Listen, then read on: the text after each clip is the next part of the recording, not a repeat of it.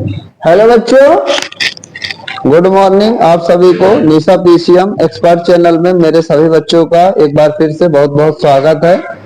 जो भी बच्चे नए हैं उस चैनल को सब्सक्राइब करें, साथ में लगी हुई बेल आइकन की घंटी को प्रेस करें, जिससे कि मेरे द्वारा कोई भी वीडियो अपलोड की जाए उसका नोटिफिकेशन सबसे पहले आपको मिल सके। बच्चों, मेरा टारगेट है कि इस चैनल के माध्यम से मैं 6 to 10 ऑल बोर्ड साइंस और मैथ, चाहे फिजिक्स केमिस्ट्री हो, चाहे मैथ्स हो, चाहे जहां कहीं भी साइंस और मैथ स्पेशली चलती है, उसके लेक्चर्स आपको प्रोवाइड कर सकूं। अभी मेरे द्वारा सीबीएसई बोर्ड क्लास 10 मैथ्स और साइंस, उसमें फिजिक्स और केमिस्ट्री की वीडियोस अपलोड की जा रही हैं। उसमें मैंने ट्रिग्नोमेट्री चैप्टर और near about coordinate geometry chapter को खत्म किया है। मेंसुरेशन के बारे में मैंने कुछ एरिया और पेरीमीटर, किस प्रकार से sector, segment, rectangle, rhombus, square और ट्राइंगल्स हम लोग फाइंड आउट करते हैं, इसका बेसिक मैंने बताया था। आज हम उसी पर बेस्ड क्वेश्चंस को सॉल्व करने की कोशिश करेंगे। तो आज हम मैथ्स आर.एस. अग्रवाल की बुक को लेते हुए जो भी आपने मेंसुरेशन के क्वेश्चंस हैं, एरिया प्लेन फिगर जिसको हम लोग कहते हैं, उसके हम लोग क्वेश्चन सॉल्व करेंगे आर.एस. अग्रवाल मैथ्स की बुक के, और अपनी सीरीज को आगे बढ़ाएंगे। बच्चों, जैसे कि मेरे में एक्सरसाइज 17A है, उसके मैं क्वेश्चन आप लोगों के सामने सॉल्व कराने की कोशिश करूंगा। एक्सरसाइज 17A 1 by 1 क्वेश्चन, और इसमें जो भी हमारे प्लेन फिगर्स होंगे, जैसे कि ट्राइंगल्स और हमारे क्वाड्रिलैटरल्स, उनके एरिया के बारे में हम लोग डिस्कशन करेंगे। तो उसके लिए मैं क्विक रिवीजन एक बार थोड़ा सा कराना चाहता हूं। जैसे कि मैंने पिछले दिनों इन चीजों के बारे में अच्छे से आपके सामने डिस्कस किया था कि जब कभी भी हमको ट्राइंगल्स और क्वाड्रिलैटरल्स का एरिया निकालना होता है, तो उसके लिए मैंने क्या बताया था कि कोई भी ट्राइंगल हो, उसका एरिया निकालने का जनरल फार्मूला क्या होता है, उसका एरिया अगर आपको बेस इंटू हाइट पता है और बेस उसके कोरिस्पॉन्डिंग हाइट होना चाहिए, तो दोनों का मल्टीप्लाई करके आपको क्या करना है बच्चों, 2 से डिवाइड कर देना है। पहली बात, इसके बारे में मैंने डिस्कस किया था। लेकिन यदि मैंने बताया था कि आपको ट्राइंगल की बेस और हाइट नहीं दिया हुआ है और आपको ट्राइंगल की तीनों साइड्स दी हुई हैं फॉर एग्जांपल, तो उस समय अगर हमें ट्राइंगल का एरिया फाइंड आउट करना है, तो उसके लिए मैंने बताया था कि आपको हीरोज फार्मूले को अप्लाई करना है। और हीरोज फार्मूला क्या होता है उसके बारे में मैंने आपको बताया था कि किसी ट्राइंगल के यदि बच्चों 3 साइड्स गिवन है, जिसमें हम लोग एक को ए नाम दे, एक को बी नाम दे, एक को सी नाम दे, तो सबसे पहले हम इसका सेमी पेरीमीटर फाइंड आउट कर लेंगे। तो मैंने बताया था वो तीनों साइड्स का जो सम होता है उसको 2 से हम लोग डिवाइड कर देते हैं। और उस केस में अगर हमको एरिया लिखना है ट्राइंगल का, तो उसके लिए मैंने बताया था क्या लिखते हैं बताओ, स्क्वायर रूट में हम लोग क्या लिख देते हैं, S, S minus A, S minus B, S minus C. और ये भी फार्मूला यूनिवर्सल है, चाहे कोई भी टाइप का ट्राइंगल हो, right angle, isosceles, equilateral, scalene, हर एक ट्राइंगल में अगर ट्राइंगल के तीनों साइड से पता है, तो इस फार्मूले की हेल्प से आप ट्राइंगल का एरिया फाइंड आउट कर सकते हैं।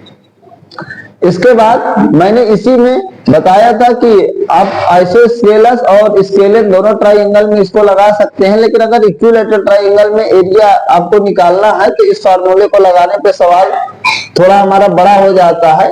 तो उसके लिए आप बस इतना याद रखिए कि फॉर ओनली इक्विलैटरल ट्राइंगल अगर हमको एरिया को फाइंड आउट करना है, तो उसके लिए क्या होगा मेरे बच्चों, आपका जो एरिया का फार्मूला होता है बच्चों होता है स्क्वायर रूट 3/4 और मल्टीप्लाई बताया था मैंने साइड का स्क्वायर। एक बात मैं यहाँ और बताने की कोशिश करूंगा आपको फॉर ओनली इक्विलैटरल ट्राइंगल, कि अगर आपको जो पेपर है उसमें 2 टाइप के इक्विलैटरल ट्राइंगल पर बेस्ड क्वेश्चन पूछे जाते हैं, तो एरिया पर बेस्ड हो गए, और दूसरे नंबर पर यहाँ पे एक और टॉपिक हमारा आता है इन सर्कल और एक्स सर्कल का। तो मैं इसके बारे में बताऊंगा कि इन सर्कल और एक्स सर्कल क्या होता है, इसका बेस्ड क्वेश्चन कैसे बनते हैं, जो कि काफी हमारे लिए इंपॉर्टेंट होता है।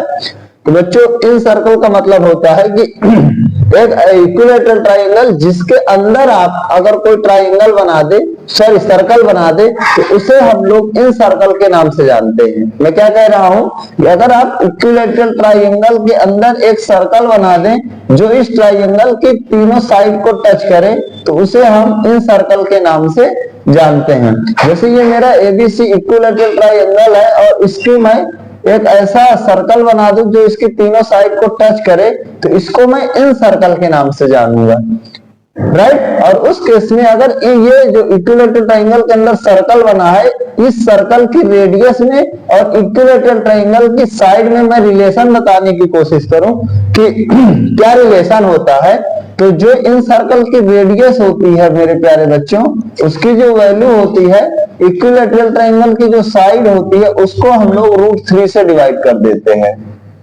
ये आपको ध्यान रखना है, वेरी इंपॉर्टेंट है कि अगर आपको इक्विलैटरल ट्रायंगल की साइड पता है, रेडियस फाइंड आउट करना है, तो उसको आपको साइड को √3 से डिवाइड कर देना है। और अगर एक्स सर्कल की बात करूं जिसमें जो हमारा सर्कल होगा वो इक्विलैटरल ट्रायंगल की तीनों साइड को टच करता हुआ पास करेगा, तीनों वर्टिसेस को टच करता हुआ पास करेगा। एक ऐसा सर्कल जो इक्विलैटरल ट्रायंगल के तीनों वर्टिसेस को पास करता हुआ निकलेगा उसे हम लोग एक्स सर्कल के नाम से जानेंगे। और उस केस में जो एक्स सर्कल होगा आपको आप देख पा रहे होंगे, ये ऊपर टच नहीं है, इसको टच करा देते हैं बच्चों, ये यहाँ से वर्टिसेस को। उस केस में जो ये रेडियस होगी इसको हम लोग एक्स रेडियस के नाम से जानेंगे। इन का मतलब अंदर होता है, एक्स का मतलब बाहर होता है। और उस केस में इसको हम लोग हमेशा जो इनर रेडियस होती है स्मॉल आर से रिप्रेजेंट करते हैं, एक्स सर्कल की रेडियस को कैपिटल आर से। जो ये कैपिटल आर होता है एक्स सर्कल की जो रेडियस होती है बच्चों, वो क्या होती है आपकी जो साइड होती है अपान 2√3 होता है। ये मैं किसके लिए बता रहा हूं आपको, इक्विलैटरल ट्रायंगल के लिए, कि हम लोग उसकी इनर रेडियस और एक्स रेडियस को कैसे फाइंड आउट कर पाते हैं। जैसे किसी बच्चे के मन में होगा कि सर ये इक्विलैटरल ट्रायंगल का आप बता रहे हैं, अगर हमारे पास जनरल ट्रायंगल हो कि उसका अगर हम लोग को एक्स रेडियस और इनर रेडियस को फाइंड आउट करना है तो बच्चे हम उसको कैसे फाइंड आउट कर पाते हैं। इसको करने से हमारा टाइम बचेगा। अगर आप जनरल फार्मूले से करोगे तो वो प्रोसेस थोड़ा लंबी हो जाएगी, तो मैं उसको भी साथ में आपको बता देता हूं। किसी भी ट्रायंगल की जनरल, किसी भी ट्रायंगल की, अब मैं बता रहा हूं, अगर आपको इनर रेडियस और एक्स रेडियस को फाइंड आउट करना है किसी भी ट्रायंगल की, फॉर एनी ट्रायंगल मेरे बच्चों, तो आपको ये ध्यान रखना है कि उस ट्रायंगल की जो इनर रेडियस होती है, अंदर की जो रेडियस होती है उसका फार्मूला होता है area of triangle upon semi perimeter of the triangle. मेरे बच्चों क्या होता है, semi perimeter of the triangle, ये आपको ध्यान रखना है बस। अगर आप इक्विलैटरल ट्रायंगल में यही फार्मूला लगाएंगे तो इनर रेडियस साइड अपान √3 निकल के आएगी आपको, ठीक है। इसके बाद अगर आपको एक्स रेडियस किसी भी ट्रायंगल की निकालना है, अभी तक तो इक्विलैटरल ट्रायंगल पर भी बेस्ड क्वेश्चन बनते थे आपके सिलेबस में, उस समय आपको क्या करना है, प्रोडक्ट ऑफ 3 साइड्स, तीनों साइड्स का मल्टीप्लीकेशन कर लेना है। प्रोडक्ट ऑफ मेरे बच्चों 3 साइड्स, अच्छा क्वेश्चन है, अपान क्या करना है आपको 4 multiplied by area of triangle कर देना है, 4 multiplied by area of triangle कर देना। कैसे ये क्वेश्चन बनेंगे, अभी सवाल आपके एक्सरसाइज में आएंगे तो वहां पे मैं कराने की उनकी कोशिश करूंगा कि इनर रेडियस क्या होता है, एक्स रेडियस क्या होता है, इनर सर्कल क्या होता है, एक्स सर्कल क्या होता है, इनर रेडियस और जो है एक्स रेडियस, इक्विलैटरल ट्रायंगल की एग्जैक्ट हम कैसे निकाल सकते हैं, और कोई जनरल ट्रायंगल है तो उसकी कैसे निकाल सकते हैं, इस बारे में हम लोगों ने डिस्कशन किया। आप देख पा रहे होंगे ट्रायंगल है तो उसका एरिया भी पता चल जाएगा, सेमी पेरीमीटर भी पता चल जाएगा।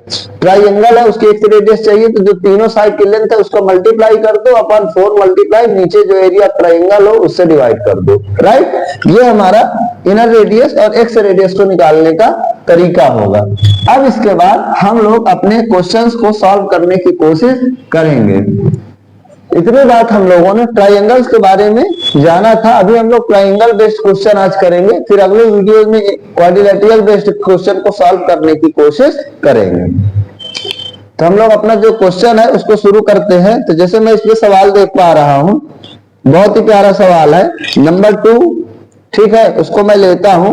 इसमें कह रहा है 17A का नंबर 2 में कि find the area of triangle, find the बच्चों एरिया ऑफ ट्राइंगल, हमको ट्राइंगल का एरिया निकालना है।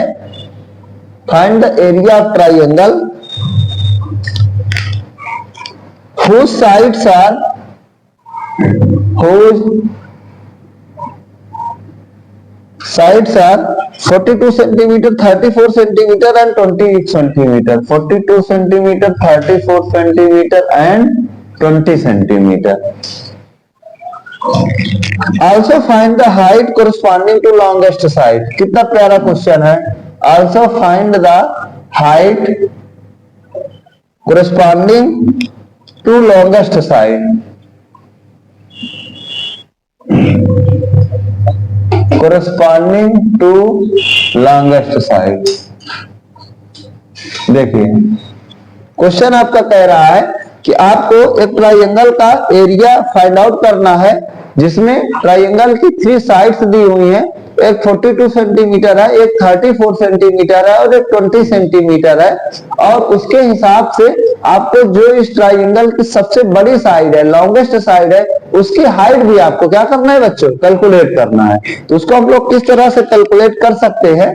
देखिए 3 ट्राइंगल की 3 साइड्स दी हुई है, तो हमको सिंपली इसमें क्या अप्लाई कर देना है बच्चों, हीरोज फार्मूला अप्लाई कर देना है जो हमने देखा है। तो अगर ये हमारे पास ट्राइंगल है, इसमें जैसे कि हम देख पा रहे हैं कि जो सबसे बड़ी साइड है वो 42 है, एक जो दूसरी है वो 34 है और एक तीसरी साइड है वो 24 सेंटीमीटर है।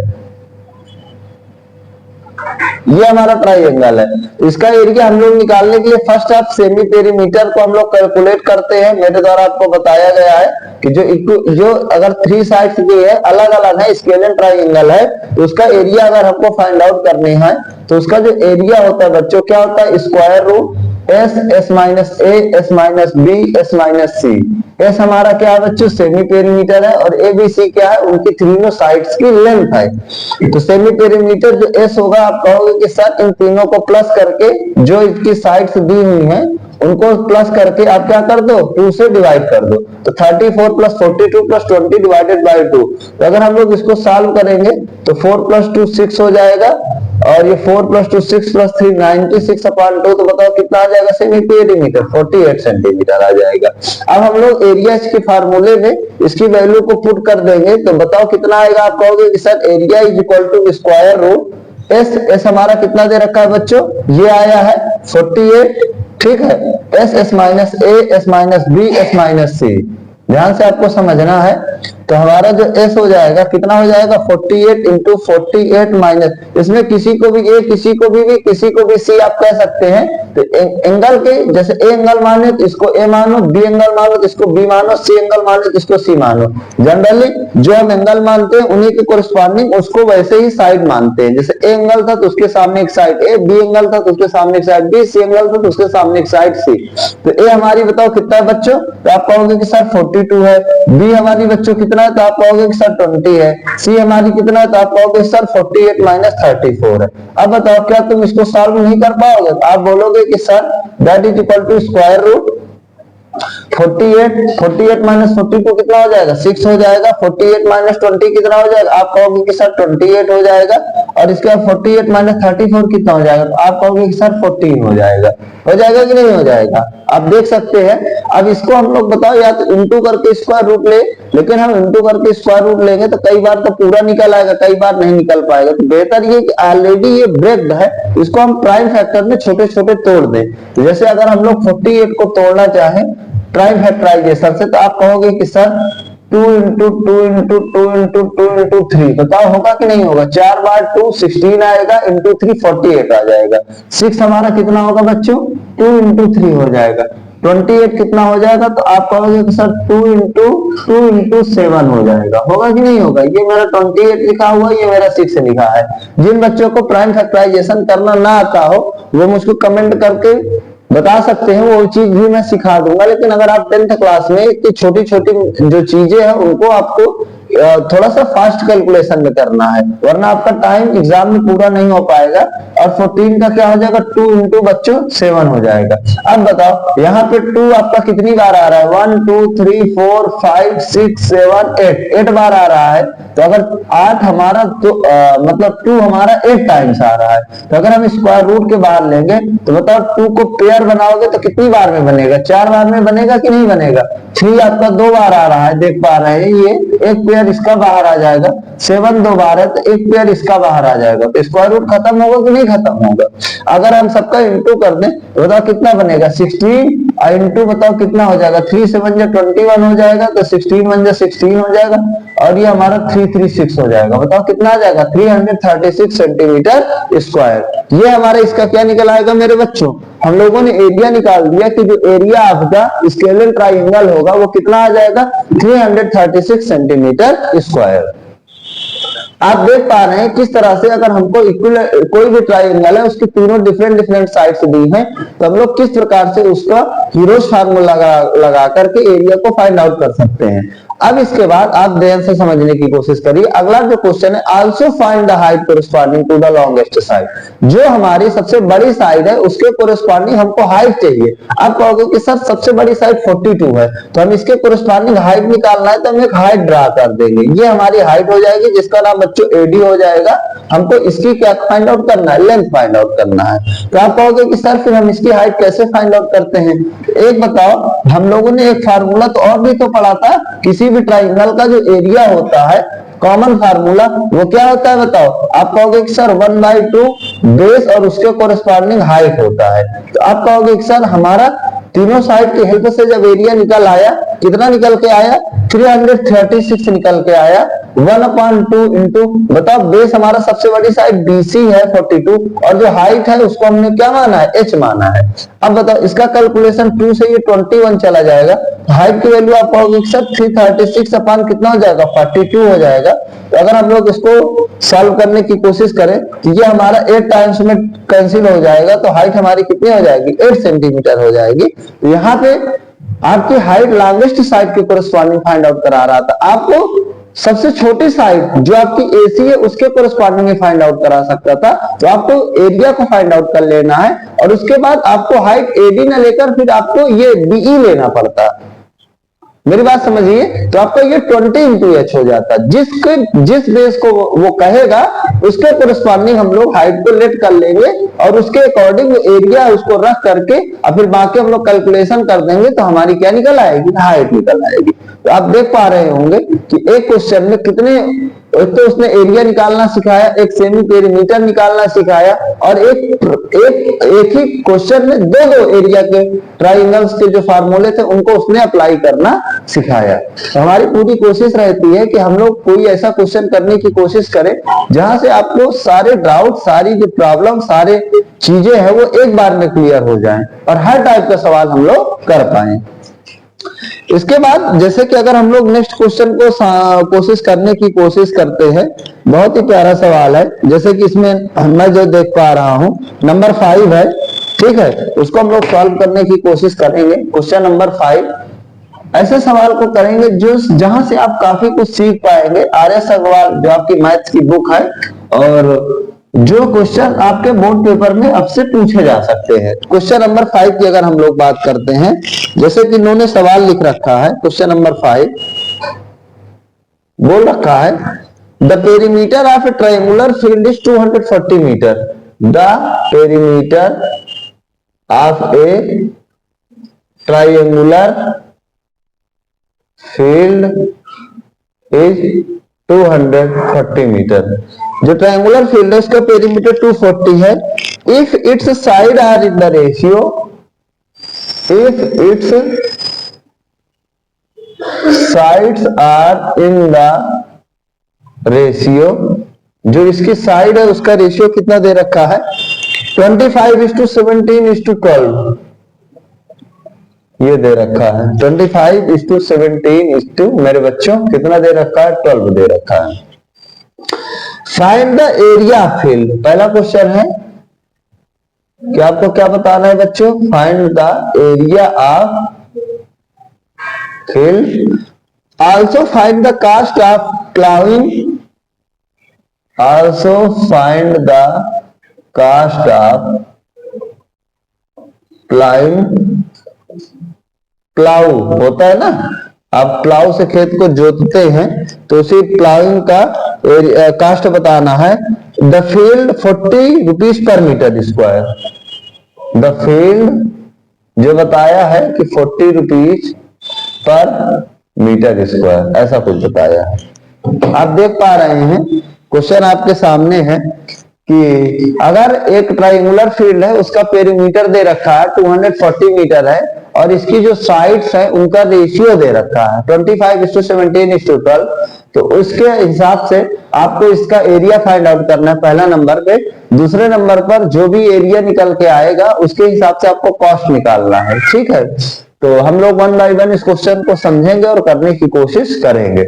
जैसे कि यहाँ पे देख पा रहे होंगे कि अगर हम लोग इसको सॉल्व करें तो अब बताओ यहाँ पे 3 साइड्स दिया है, उनको एग्जैक्ट वैल्यू नहीं दिया, उसका रेशियो दिया है मेरे बच्चों, उसका रेशियो दिया है। तो हम लोग तीनों साइड के एग्जैक्ट वैल्यू कैसे फाइंड आउट करते हैं, तो मैंने बताया था कि एक अननोन वेरिएबल से तीनों को मल्टीप्लाई कर लेते हैं। ये चीज मैंने जब ट्रिग्नोमेट्री पढ़ाया था उसमें सबसे पहले रेशियो में यही बात समझाया था। तो बताओ जो 3 रेशियो में दी है, एक साइड को ए मान ले 25x, बताओ बी को मान ले 17x, सी को मान ले बताओ कितना 12x, ठीक है। अब पेरीमीटर दिया है, बताओ पेरीमीटर क्या होता है, तो आप कहोगे कि सर इन तीनों का प्लस होता है, साइड का सम होता है, तो 25x प्लस 17x प्लस कितना हो जाएगा बच्चों 12x हो जाएगा। अब बताओ पेरीमीटर उसने कितना दे रखा है 240 दे रखा है, इन तीनों को प्लस करोगे तो बताओ कितना आंसर आपका निकल के आएगा। तो आप कहोगे कि सर 5 प्लस 2 7, 7 7 14 हो जाएगा और 2 1 3 3 2 4, ये 54x हो जाएगा। बताओ सही है कि नहीं सही है?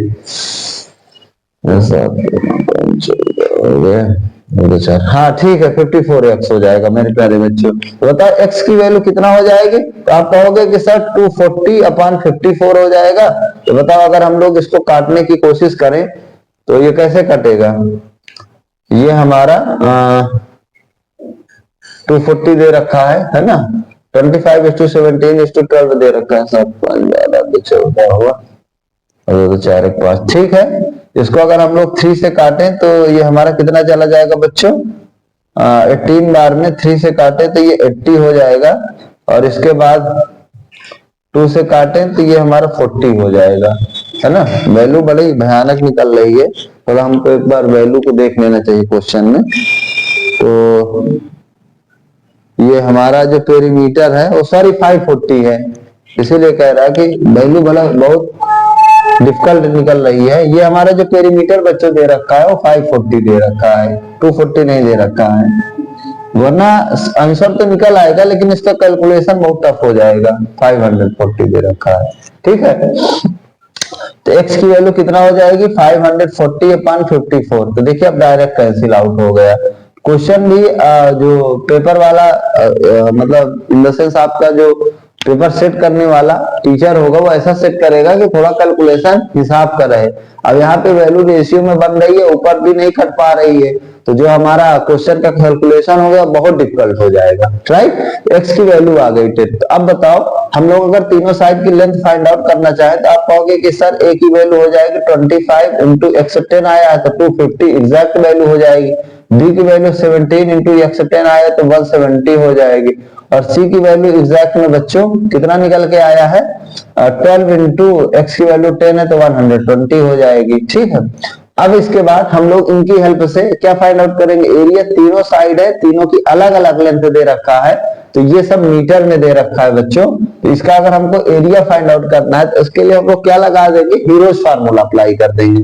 उसके लिए बताओ हम लोग क्या करेंगे, तो आप कहोगे कि सर इसका हम लोग सबसे पहले सेमी पेरीमीटर लिख लेंगे। तो सेमी पेरीमीटर क्या हो जाएगा, पेरीमीटर तो एग्जैक्ट दिया तो उसका हाफ कर देंगे तो 540/2 हो जाएगा। तो बताओ कितना आ जाएगा 270 मीटर हो जाएगा। और उसके बाद उसका एरिया फाइंड आउट करना है, बिकॉज आपसे पूछा है कहा कि एरिया फाइंड आउट करो, तो जो इसका एरिया हो जाएगा तो आप कहोगे कि सर स्क्वायर रूट, हमारा फार्मूला क्या था s minus a s minus b s minus c। तो बताओ स्क्वायर रूट s हमारा कितना 270 इंटू 270 माइनस a अपने कितना है 250 है, आपको सिर्फ वैल्यू पुट करना है बच्चों। बी हमारा कितना है 270 माइनस बी की वैल्यू दिया 170 इंटू 250 माइनस बताओ सी की वैल्यू कितना दे रखा है 120। ये आपको एबीसी की वैल्यू दे रखा था। अब इसको फटाफट सॉल्व कर दो तो आपका बनेगा 270 इंटू ये कितना आ जाएगा बच्चों, इसको अगर आप माइनस करोगे तो 20 आ जाएगा, उसको करोगे तो बताओ कितना आ जाएगा 100 आ जाएगा, आएगा कि नहीं आएगा, उसको माइनस करोगे तो बताओ कितना आ जाएगा, तो आपका आ जाएगा 130 आ जाएगा। अब इसको अगर आप थोड़ा सा सॉल्व करने की कोशिश करो अपने हिसाब से तो बताओ यहाँ पे अगर मैं जीरो को समझूं कितने जीरो हैं, तो आप कह पाओगे कि सर जो हमारा ये भाई 270 है, 250 लिखा हुआ है, ये 270 है ना, तो ये 150 आएगा, राइट।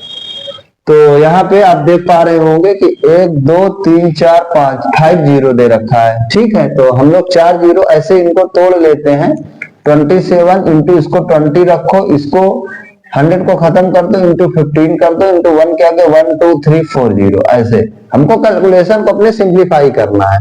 आप देख पा रहे होंगे ये जो 100 था इसके साथ हम लोगों ने ये 2 जीरो चिपका दिए जिससे इसका square root easily find out हो पाए, और ये 27 वैसे लिखा है, 20 वैसे लिखा है, 15 वैसे लिखा हुआ है। बात समझ में आ रही होगी। ये 2 ये थे और एक 1 ये था, एक ये 1 था, 4 हो गए। अब बताओ इसका तो प्राइम फैक्टर कर देंगे छोटा छोटा तो कितना आ जाएगा, तो आप कहोगे 27 का सर 3 इंटू 3 इंटू 3 हो जाएगा, 20 का कितना हो जाएगा 2 इंटू 2 इंटू सर 5 हो जाएगा, 15 का कितना हो जाएगा 3 इंटू 5 हो जाएगा, और उसका तो हमको पता है 1 2 3 4 जीरो। अब बताओ ये पेयर बना और इसका पेयर इसके साथ बना, इसका पेयर इसके साथ बना, इसका पेयर इसके साथ बना। आप देख पा रहे हैं सभी के पेयर आपस में बन गए। ये एक 3 इसका बाहर आया, दूसरा 3 उसमें से बाहर आया, एक 2 बाहर आया, एक 5 बाहर आया, और ये 1 के आगे 4 जीरो का कितना हो जाएगा बच्चों 100 हो जाएगा। तो अगर आप इसको सॉल्व करोगे तो आप पा पाओगे कि सर जो हमारा इसका मल्टीप्लाई आ जाएगा 3 3 9 हो जाएगा, और 1 2 3 जीरो इतने क्या हो जाएगा मीटर स्क्वायर हो जाएगा, ठीक है। आप इनटू डिवाइड देख सकते हैं कि हमको किस तरह से कम टाइम में चीजों को सॉल्व करने की कोशिश करना है। अगर कहीं की वीडियो नहीं समझ में आती तो आपको उसको अगेन थोड़ा स्पीड धीमी करके समझना है, क्योंकि मेरी कोशिश रहती है कि कम टाइम में हम क्वेश्चन को कर पाए। अब बताओ कह रहा है कि find the cost of the plough, आपको उस खेत को प्लाऊ से जो है मतलब जोतना है जिसको आप कहते हैं। तो अब बताओ पता होगा कि अगर हम लोग किसी भी खेत को जोतते हैं तो जितना उसका शेडेड पोर्शन होता है, ये इस चीज को हम लोग जोतते हैं, और ये चीज हमारा क्या कहलाता है उस ट्राइंगल का एरिया कहलाता है। तो उसका जो हिसाब है 1 मीटर स्क्वायर का 40 रुपीज आपको पे करना है।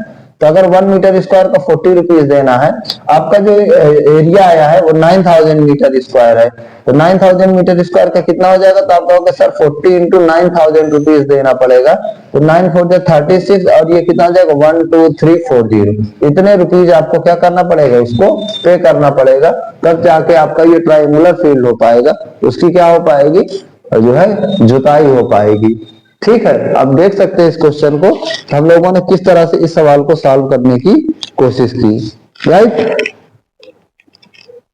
मुझे उम्मीद है कि कोई दिक्कत नहीं होना चाहिए, है ना। जहां पे भी जैसा भी क्वेश्चन दे रखा है आपको ध्यान से समझना है, राइट। अभी कई बार कई सवालों में मैं बता दूं आपको कि रुपए न देकर पैसे भी दे देता है, जैसे 40 पैसे पर मीटर स्क्वायर है ना। तो आपको जो आंसर करना है, तो आपको चूंकि पैसा हमारी बहुत छोटी जो है इस समय करेंसी की यूनिट बची हुई है, तो उसको आपको रुपए में कन्वर्ट कर लेना है। तो अगर यहीं पर भी क्वेश्चन अगर 40 पैसे पर मीटर स्क्वायर होता सवालों में आपको मिलेगा, तो मतलब 1 मीटर स्क्वायर का वो कितना देता है 40 पैसा देता है, कितना देता है 40 पैसा। 40 पैसा का मतलब आपको पता ही होगा कि इसको हम लोग रुपए में बदलेंगे तो 100 से डिवाइड कर देंगे, तो 40/100 हो जाएगा, तो बताओ कितना आ जाएगा 0.40।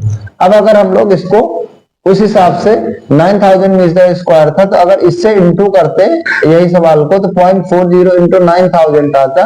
तो अगर आप इसका इंटू करोगे तो आपको पता है 2 जीरो है, डेसिमल के बाद 2 जीरो, तो ये 2 कैंसिल आउट हो जाएंगे, तो ये 3600 रुपए आ जाएगा, ठीक है। आप इंटू करके देख भी सकते हो। थोड़ा इस बात को समझना पड़ेगा कि जब डेसिमल इधर जाता है तो जितने इधर जीरो होते हैं खत्म होते हैं, और जब ये पीछे लौटता है तो इधर जीरो चिपकाना पड़ता है, राइट। जिस चीज का भी कैलकुलेशन आपको न समझ में आए, थोड़ा सा डिफिकल्ट लगे, उसको आपको मुझको सबसे पहले क्या करना है, कमेंट करके बताना है। उस चीज को कैलकुलेशन में करने का तरीका बता दूंगा।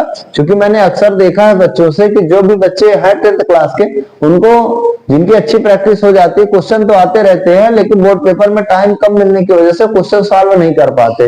इस वजह से हमें क्वेश्चन को समझना भी है और क्वेश्चन को जितना हम लोग तेज कर सकते हैं उतना तेज उस क्वेश्चन को सॉल्व करने की कोशिश करना है।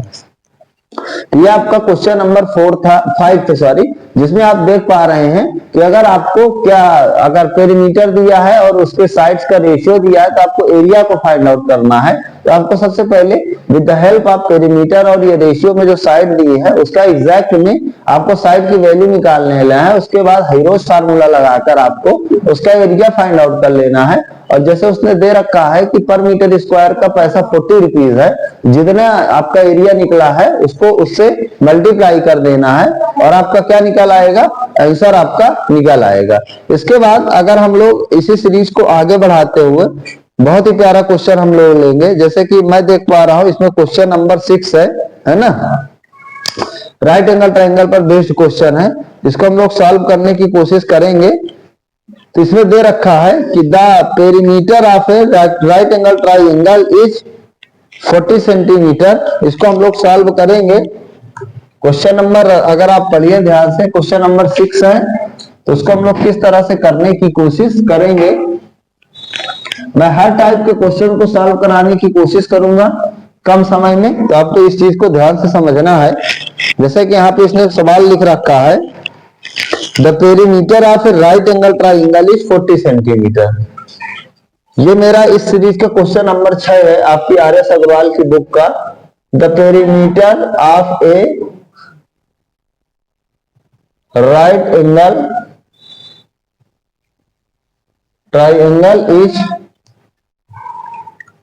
40 centimetre and its hypotenuse measures 17 centimeter and its hypotenuse measures 17 centimeter. Find the area of triangle. देखिए बच्चों, जरूरी नहीं कि आपका जो हर क्वेश्चन बोर्ड पेपर में पूछा ही जाए जो मेरे द्वारा कराया जा रहा है, लेकिन जो भी क्वेश्चन आप करेंगे वहां से आपको बहुत कुछ सीखने को मिलेगा। जैसे ये जो क्वेश्चन है इसका कैलकुलेशन बहुत ही प्यारा है, इसलिए मेरे द्वारा इस क्वेश्चन को आप लोगों के लिए लिया गया है। जैसे आप देख पा रहे हैं यहाँ पे कह रहा है कि एक राइट एंगल ट्रायंगल है, उसका पेरीमीटर अगर 40 सेंटीमीटर है और इसका हाइपोटेनियस 17 सेंटीमीटर है, तो आपको उस ट्रायंगल का एरिया फाइंड आउट करना है। अब बताओ, राइट एंगल ट्रायंगल के बारे में हम लोगों ने क्या जाना है कि इसका जो एरिया होता है वो क्या होता है, परपेंडिकुलर होता है, और जो बेस होता है दोनों का मल्टीप्लाई करके 2 से हमको क्या कर देना होता है, डिवाइड कर देना होता है।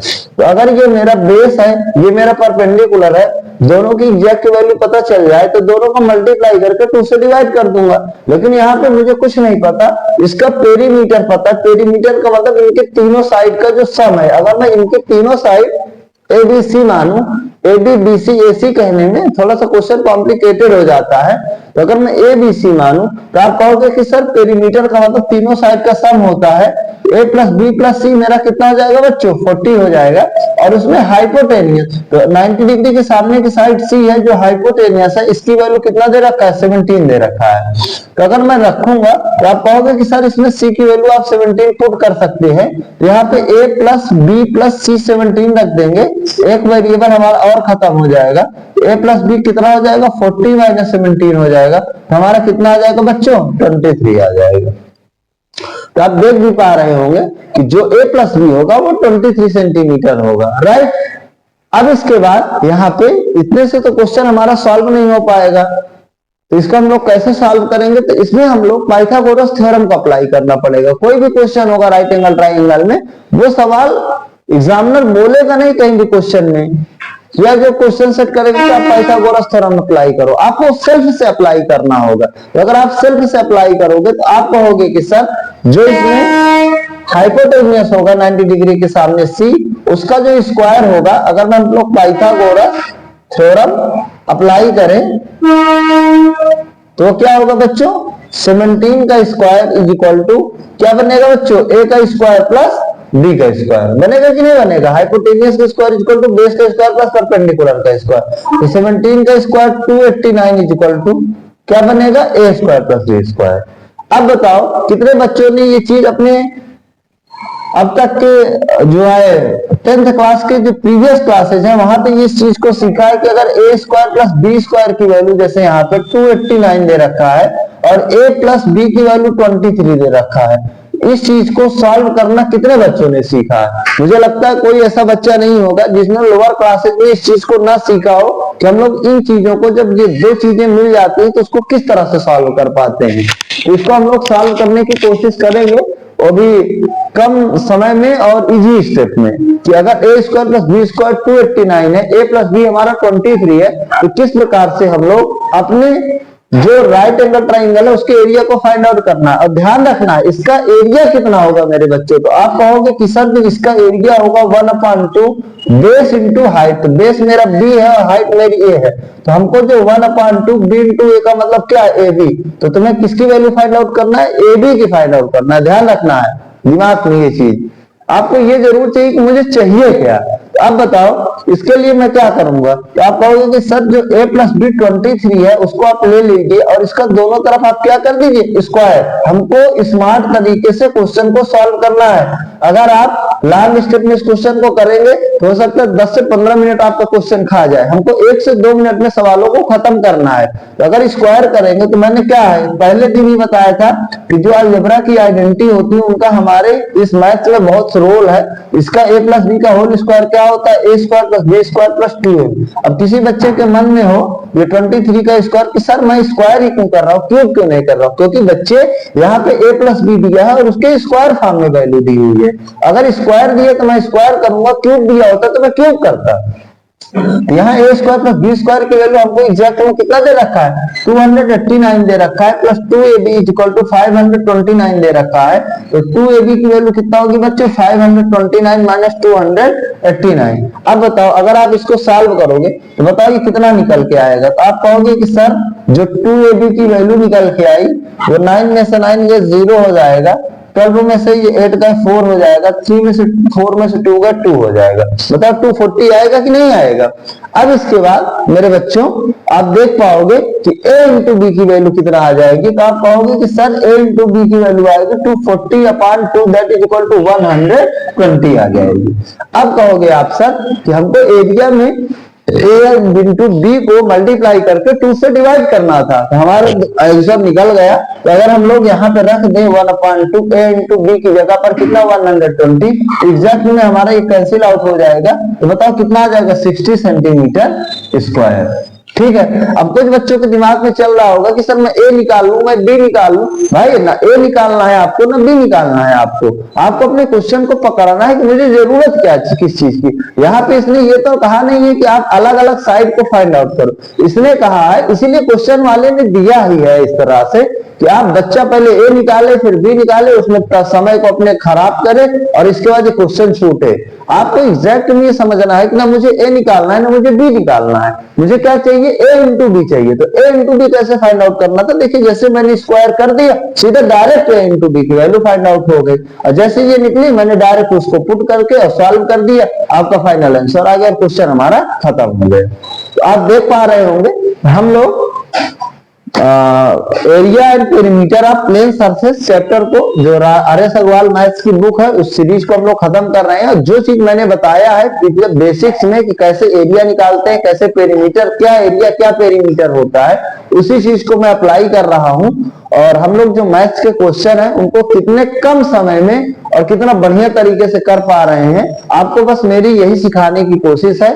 अब से लेकर आगे चल के जो भी आप हायर क्लास में जाएंगे या आप 10th क्लास में कि आप अच्छे से अच्छे मार्क्स गेन करें, बस मुझे आपसे एक ही उम्मीद है कि आप अगर इस चैनल से जुड़े, दूसरे बच्चों के साथ शेयर करें और कोई भी वीडियो को स्किप मत करें, पूरा का पूरा देखें। कोई भी इसमें जो कंटेंट मेरे द्वारा डिलीवर किया जा रहा है किसी भी प्रकार का कोई बकवास नहीं है, एग्जैक्ट एकदम अप टू डेट बिल्कुल अकॉर्डिंग टू सिलेबस है। अगर मैंने 10th क्लास उठाया है तो 10th क्लास के क्वेश्चन है और 10th क्लास के कॉन्सेप्ट है, जहां से आपको जरूर बहुत कुछ फायदा मिलने वाला है। चाहे आप कितनी भी बार उस चैप्टर को ना पढ़ लिए होंगे, जब मेरे द्वारा पढ़ाया जाएगा तो आपको जरूर कुछ ना कुछ सीखने को मिलेगा। ये मेरा खुद का एक्सपीरियंस है। तो आप दूसरे बच्चों के साथ शेयर करें, इस चैनल को खुद सब्सक्राइब करें, दूसरे बच्चों को भी रिकमेंड करें, जिससे उनको भी इन वीडियोस का अच्छा लाभ मिल सके। इसी के साथ आज की इस सीरीज को हम लोग खत्म करते हैं और आप लोगों से नेक्स्ट वीडियो में मिलते हैं। बहुत बहुत आपको थैंक यू।